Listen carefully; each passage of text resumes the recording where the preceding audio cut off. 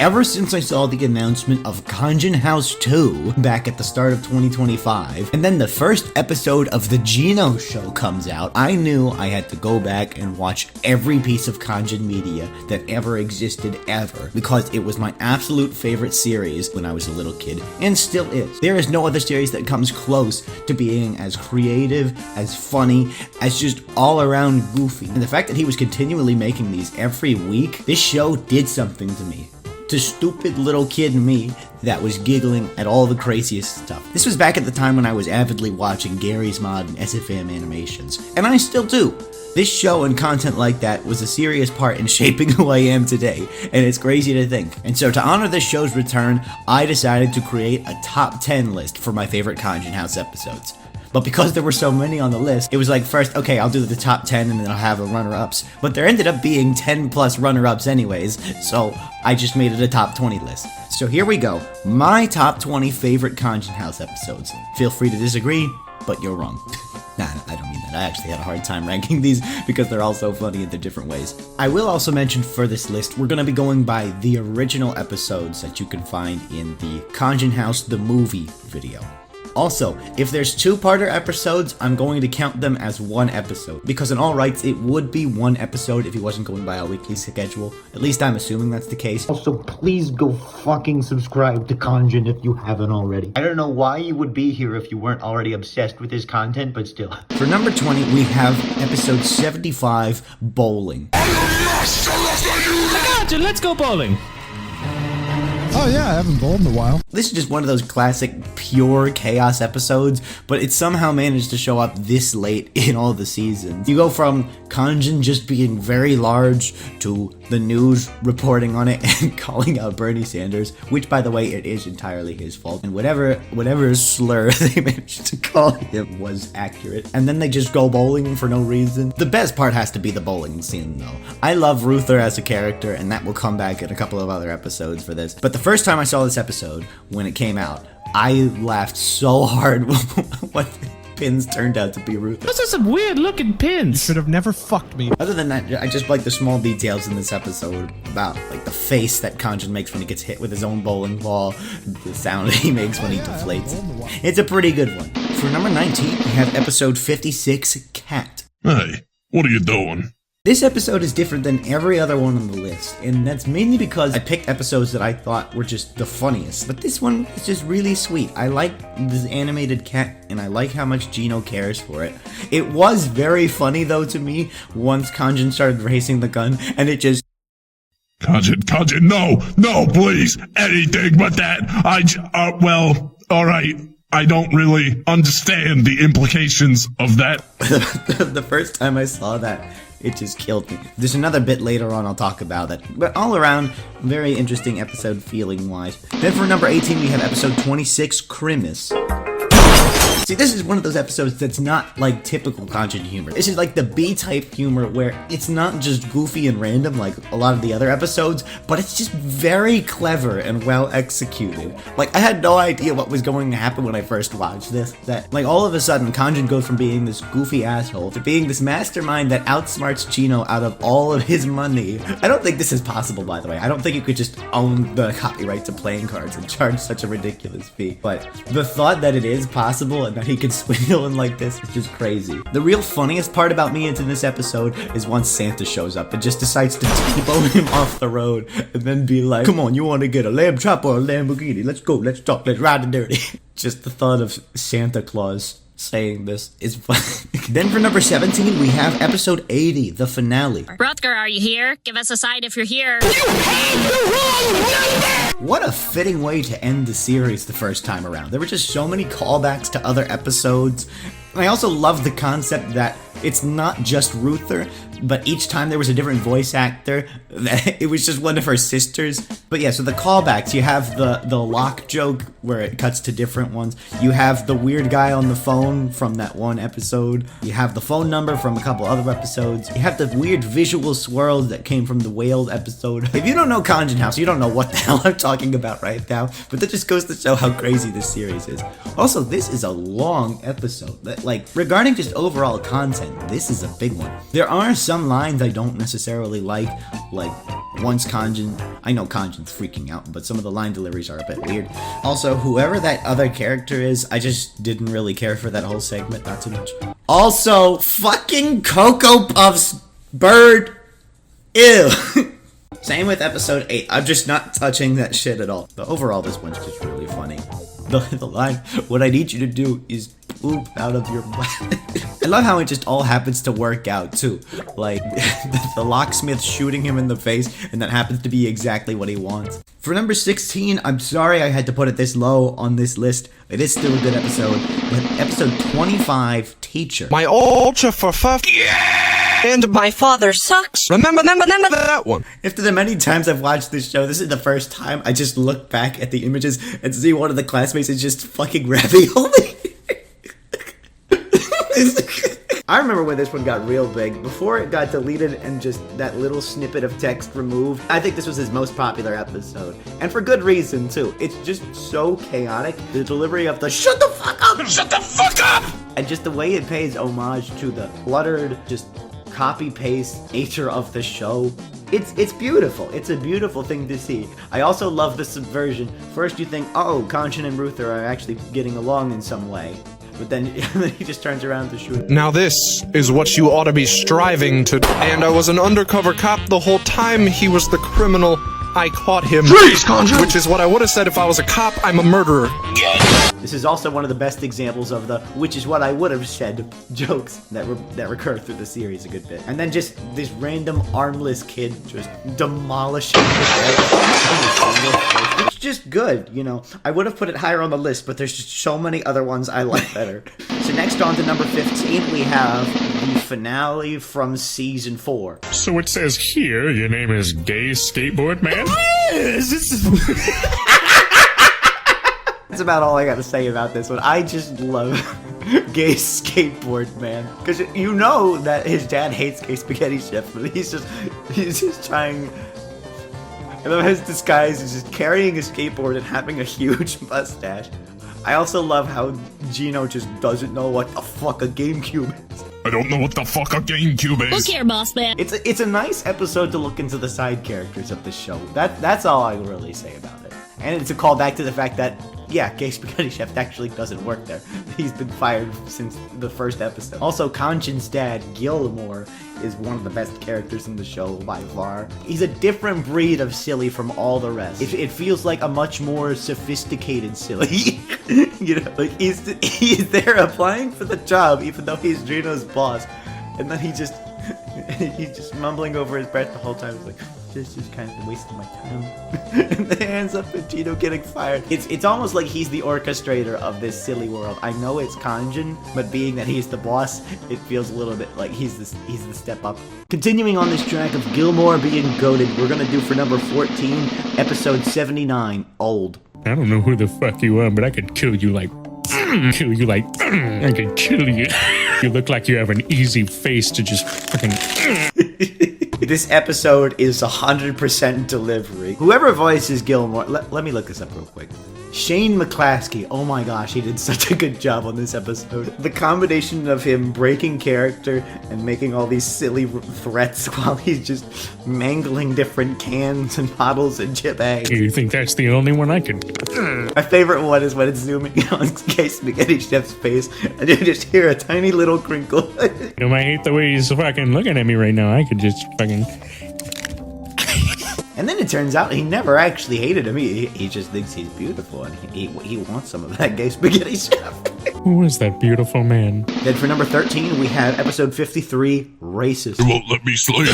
Now, before you say anything, no, it's not because he's saying slurs. I prefer the censored version. What are you gonna do about it, huh? I'm telling. Yeah, please. Tell someone? Yeah, who are you gonna tell? You did. Oh my god, Khonjin, please. Just that one moment of realization, it just sent me. This episode is so different from the other ones too, because the stakes feel so high. Gino is just fending for his life, while Khonjin, for once, is being super serious. I get you think I'm stupid, but if you try to spin this as you defending the First Amendment, I'm gonna blow your fucking head off. I mean, granted, what he said, yeah, that's horrible, but like, No other episode has this level of tension. But then you have this high tension and you also bake in the other jokes. What would your black friends say if they knew you said this? Well, You don't. you know, they You would be don't have any black devastated. friends, do you? Yes, I do. Name one. Then it's a callback to Gay Spaghetti Chef is back, because there was one time where it said Gay Spaghetti Chef is black. I do also like how it ends with Gilmore just becoming gigantic and destroying the world. Also, these fucking things are so annoying in Mario. I completely understand why Gino feels the way he does. Coming in at number 12, we have episode 31, Road Trip. Gino has no fucking legs. They came off about 5 miles back. This one is so goofy. I love how everybody, even Jafar, just wants to go on the roller coasters and doesn't care about any of the heist shit. Why is Jafar, of all characters, the recurring villain in the show? I like how for half a second you get the seriousness of like, oh, we caught him at the picture, but let's go back on the coaster. I like the idea too. This probably means they went to Six Flags and then made this episode. They got this picture. This is also one of those few episodes that feels like it's part of the narrative of Khonjin House, if it had a narrative. And I'm not talking about the super mental stuff. I'm talking about like the base Khonjin House. That makes it so much more funny. It's like you have something to focus and zero in on, but they just include these other jokes that derail it again. Like it could stay serious for maybe 10 seconds at a time, apart from the racist episode. But yeah, this is just so good. At number 11, we have episode 78, Mad Gino.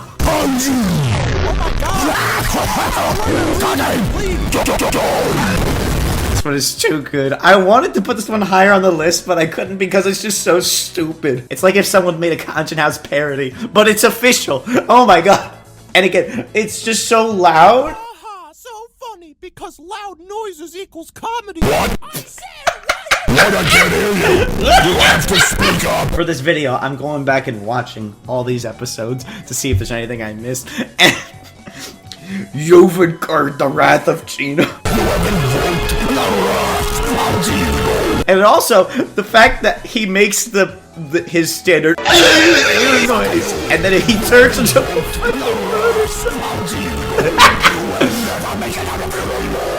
the best part. No, there's two different best parts. The first best part is the one with the bullet. It's the same thing with the gun in the episode with the cat. When it he just slowly raises up to avoid it, and then out into the sky, and you still hear the muffled music as Khonjin says. Everybody that goes into making this show, from a voice actor perspective, from a writing perspective, is so talented. Oh my gosh. The second best part is when they're calling him out for being like, just loud noises and explosions. It's like, that's not funny. They're just like, what? What? You have to speak up. I can't understand you. The next, for number 10, we have the very first episode, Chef. I think it's time to order a pepperoni pizza. Of course, the one that started it all had to be somewhere on this list.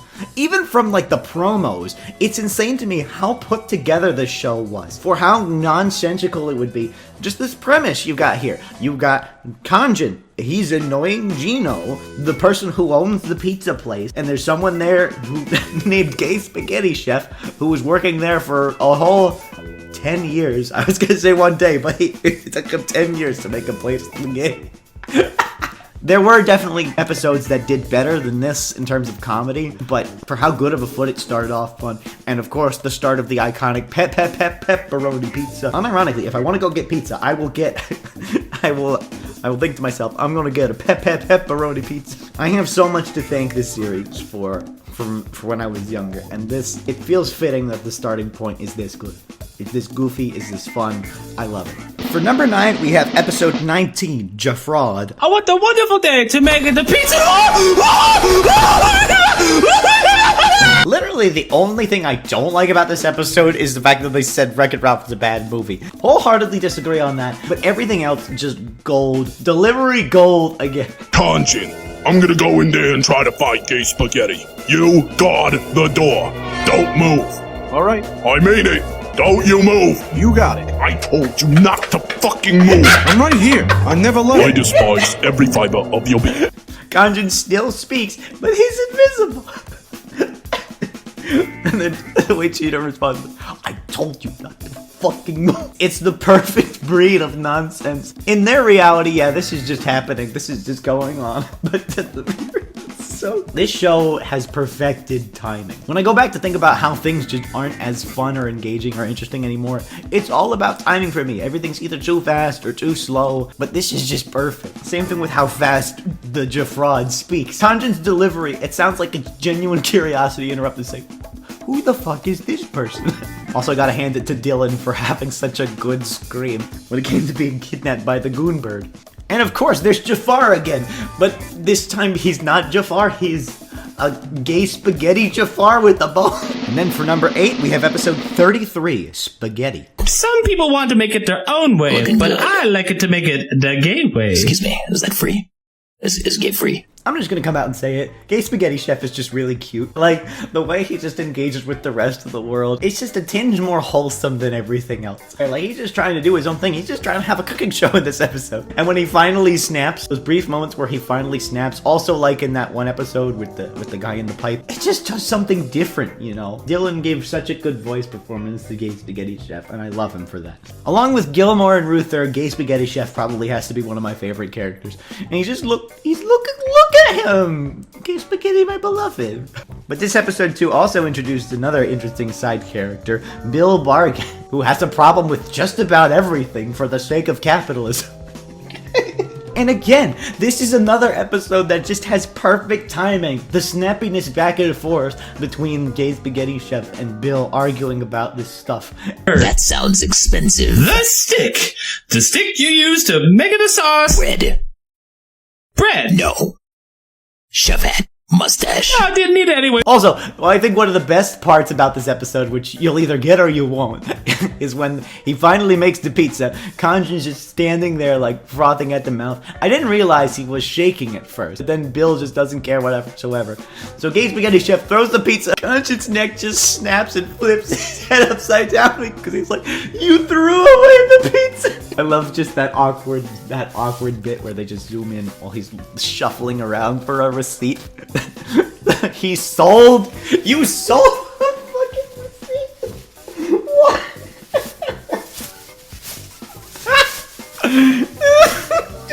Holy shit. I love this show so much, but saying all this shit out loud just makes me realize how so fucking stupid and funny it is.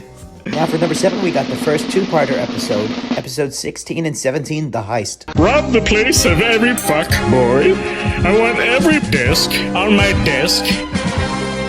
I want every desk on my desk. That lives in my head rent-free. It's one of those ones that makes you think it's serious for a second, but then as soon as they start breaking character and laughing, I just love Gino falling over and exploding.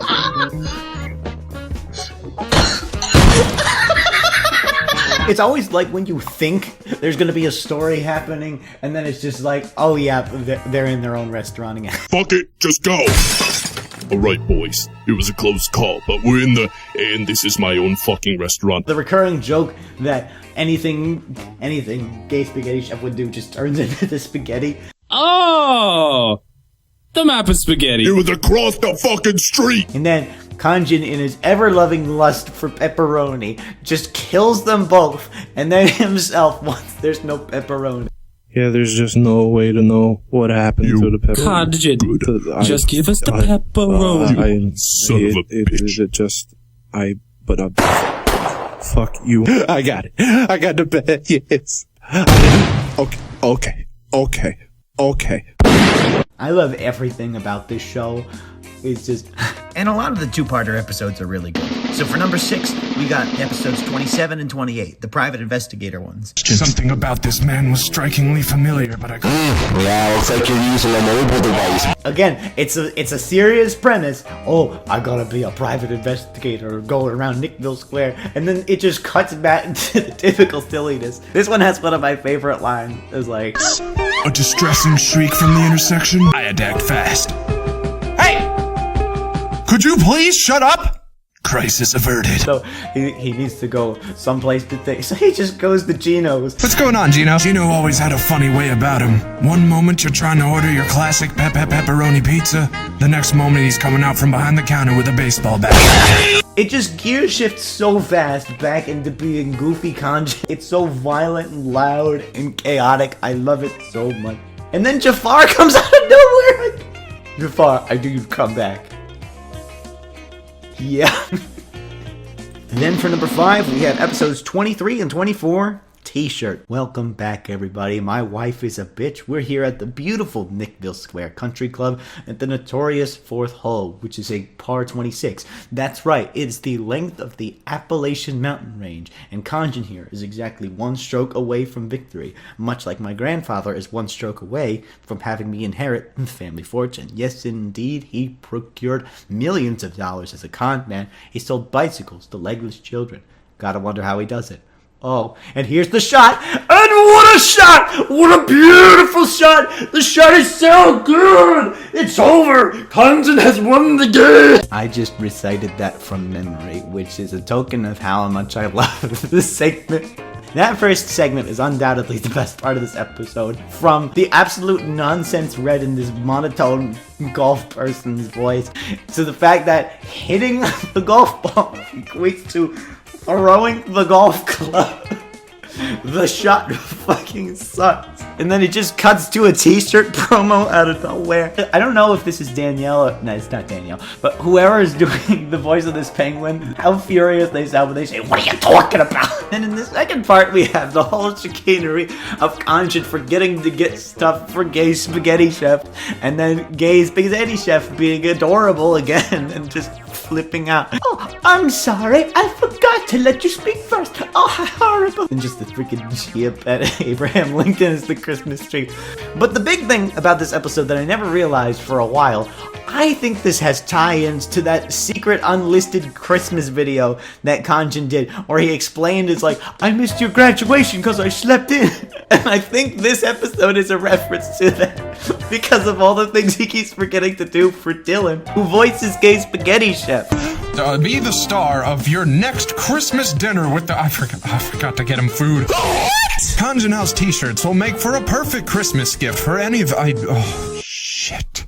The Gay Spaghetti Chef looks kind of hot without a shirt on. And then for number 4, we have episode 34, Dweebus. Just picturing Gino's laugh in his head is enough to get me to giggle. Peter Piper picked a pack of fucking pepperoni pizza. Look, I've had a rough day. I'm not looking for trouble.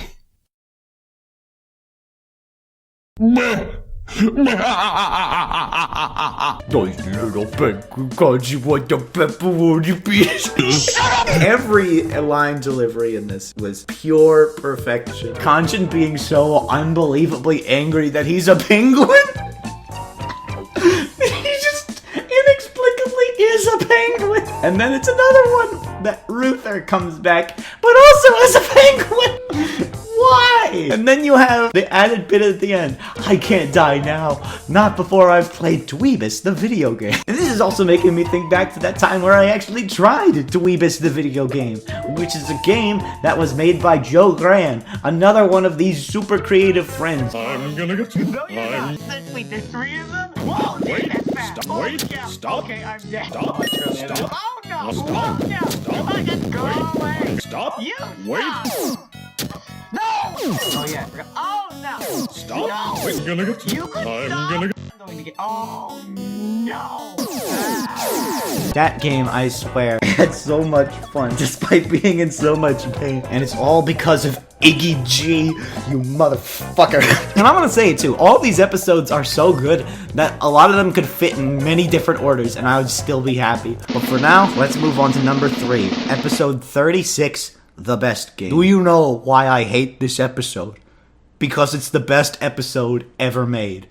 The writing feels like it was written by a 4-year-old with the talent of William Shakespeare in his prime, which is what I would have said if I liked the writing, which I do. Not fascinating. Can I get a narratively, this episode is a paragon of interactive storytelling. Every minute you watch Every minute you watch weighs on your conscience because every connection you make with the characters feels organic. And that's why I give this episode a 5 out of 5 billion. It fucking sucked. It's more of that subversive humor, golden writing. I don't know how they come up with it. The way it plays out, the delivery, Gino being unexpectedly passionate about Undertale, and then Khonjin just trying to order a pizza in the middle of it. Even the cut and edited version where they replace Undertale with the money. How it still holds up as a really funny episode. It's one of those anomaly episodes that's just kind of jutted in the middle of everything. And it just has good writing, good delivery, and just makes me giggle. I also like it the way they interrupt each other. Which, speaking of interrupting, many of you have been here since several years ago. You might remember this next episode as the source of an edit I made. Coming in at number 2, we have episode 42, Taxi. Khonjin, do you really think I'm scared of Afraid of a what? That's a frisbee. That's what I thought. Again, this one is just... The writing in this one, the whole setup of everything. The fact that he needs you to catch a cab using Gino's horse that he inexplicably has. He threatens him with a gun that is not a gun, but a frisbee. To catch a cab that is not a cab, it's a baby stroller. Because the baby stole his gun, which he left outside in order to purchase said frisbee. It's such a beautifully nonsensical setup. And again, it just keeps escalating. It feels so serious, but it's so silly because of the music, the delivery, and then Gino just tackling. This one is great. This one is objectively good. Like, some of these other ones are funny just because I think they're funny, but this is objectively a very good episode. As we head on to number 1, first off, I want to say thank you all very much for getting this far, if you did. I had a lot of fun making this video. And so finally, number 1, in my opinion, the best episode in Khonjin House.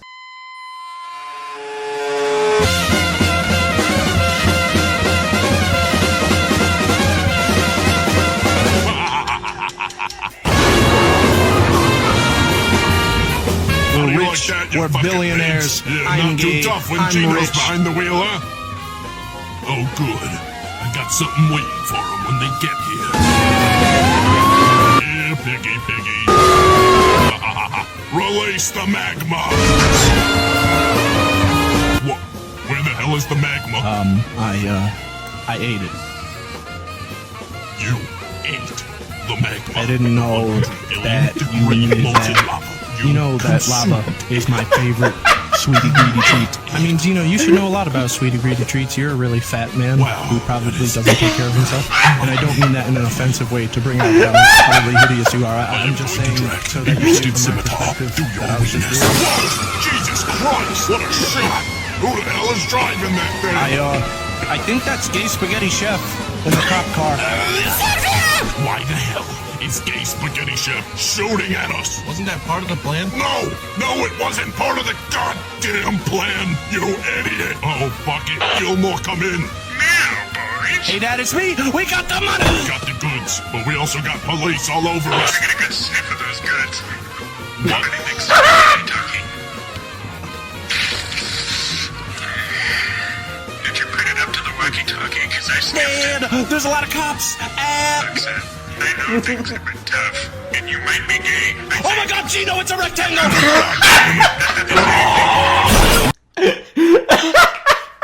Mother of God. And everything, literally everything about this episode is beautiful. The lines themselves, the delivery of set lines, how they cross over from each other. And remember from before, I was talking about it being somewhat serious, somewhat high stakes. That beginning chase scene is incredible. Like, I'm there. I feel the tension in the moment. And then all of a sudden, you release the magma. Where's the magma? Oh, I hate it. And the first time I was watching this episode too, I had an inkling, a suspicion in the moment when there was saying, where's the magma? I thought Khonjin was gonna say, I ate it. And he did!